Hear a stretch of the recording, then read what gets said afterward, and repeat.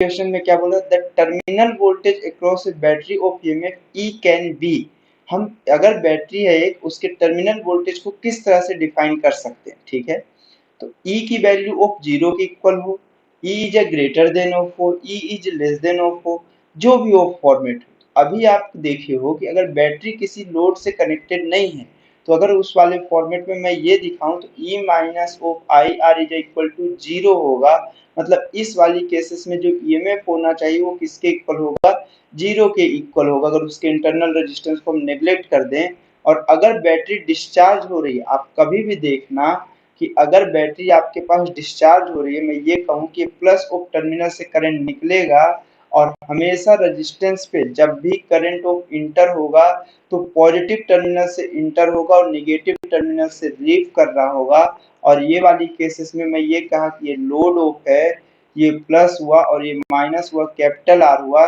तो अगर मैं यहाँ पर से इसके डिस्चार्जिंग है, प्लस टर्मिनल से करंट निकल रहा है मतलब डिस्चार्जिंग है, तो मैं ये चीज देखूं तो ये ई को पॉजिटिव में लिखूंगा, ये प्लस से माइनस है मतलब निगेटिव आई इंटू आर। और अगर इसमें देखो तो ये प्लस माइनस ऑफ कौन सा है, प्लस से इंटर हो रहा है, माइनस ऑफ करंट निकल रहा है, मतलब minus of I into small R is equal to zero. तो E minus of I into R is equal to I into R कहो तो ये कौन से फॉर्मेट के लिए है, डिस्चार्जिंग के लिए। किसके लिए है, डिस्चार्जिंग के लिए है।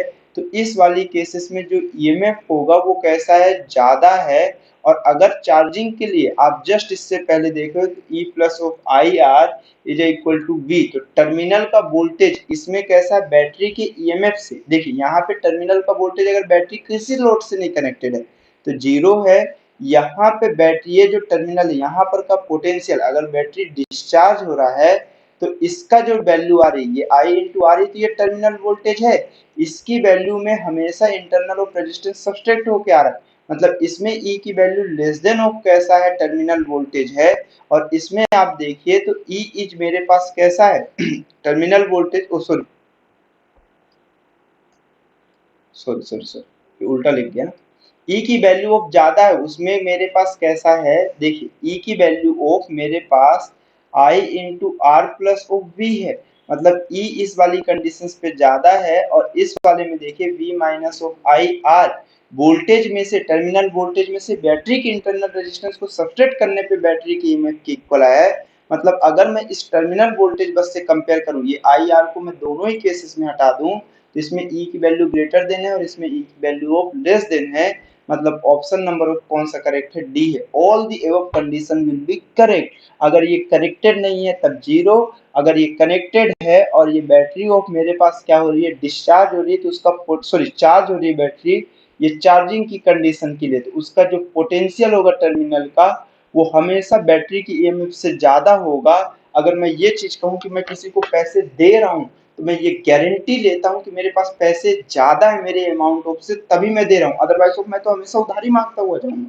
तो अगर ये वाली केसेस की बात की जाए तो इसमें बैटरी की जो टर्मिनल वोल्टेज है उसकी वैल्यू ज्यादा है, तभी वो क्या कर रहा है, ईएमएफ ऑफ बैटरी कम है तब की केसेस में चार्ज कर रहा है, और इस वाले में बैटरी क्या हो रही है, डिस्चार्ज हो रही है, ठीक है। तो ये तीनों कंडीशंस पॉसिबल होते हैं, चार्जिंग, डिस्चार्जिंग और कनेक्टेड नहीं है, तो ये तीनों कंडीशंस ऑफ मेरे पास वोल्टेज के क्रॉस ऑफ पॉसिबल है, ठीक। नेक्स्ट कंडीशन देखें,